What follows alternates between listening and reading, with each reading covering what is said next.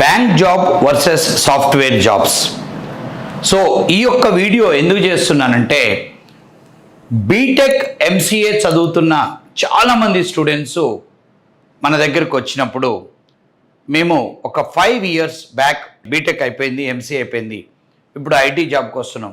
మరి మీరు last 5 years ఏం చేశారు అని అడిగితే మేము బ్యాంక్ కోచింగ్స్కి వెళ్తున్నాం సార్, బ్యాంక్ కోచింగ్కి వెళ్ళాము, బ్యాంక్ జాబ్స్ ట్రై చేశాము, లాస్ట్ మినిట్లో జాబ్ రాలేదు, పీఓస్ రాలేదు అని చెప్పడం జరుగుతుంది. నాకు చాలా ఆశ్చర్యకరమైన విషయం ఏంటంటే మీరు చదివిన చదువేంటి, మీరు వెళ్ళిన ట్రై చేసిన ఉద్యోగం ఏంటి. మీరు బీటెక్ అంటే ఇంజనీరింగ్ చదివారు, మీరు ఎంసీఏ చదివారు. సో మీరు బీటెక్ అంటే బీటెక్లో టెక్ ఉంది. సో టెక్ అంటే BTech, you have to go to హైటెక్ సిటీ, నాట్ బ్యాంక్ జాబ్స్. ఒక బీకామ్ చదివిన వాళ్ళు, ఒక ఎంకామ్ చదివిన వాళ్ళు బ్యాంక్ జాబ్ ట్రై చేసినట్టు ఒక అర్థం ఉంటుంది.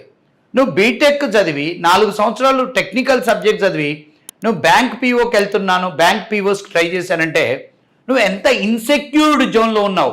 జాబు అంటే నీ మీద నీ కాన్ఫిడెన్స్ లేదు, నేను చదివిన చదువు మీద కాన్ఫిడెన్స్ లేదు. సో నేనేమనేది అంటే నేను బ్యాంకు జాబ్స్ దొరకవని చెప్పట్లే, బ్యాంక్ జాబ్స్ చాలా ఉంటాయి. మీ గవర్నమెంట్ జాబ్స్ లిమిట్గా ఉంటాయి, కానీ ఖచ్చితంగా బ్యాంక్ జాబ్స్ ఎక్కువే ఉంటాయి, ఎందుకంటే మనకు నెంబర్ ఆఫ్ బ్యాంక్స్ చాలా ఉన్నాయి కాబట్టి.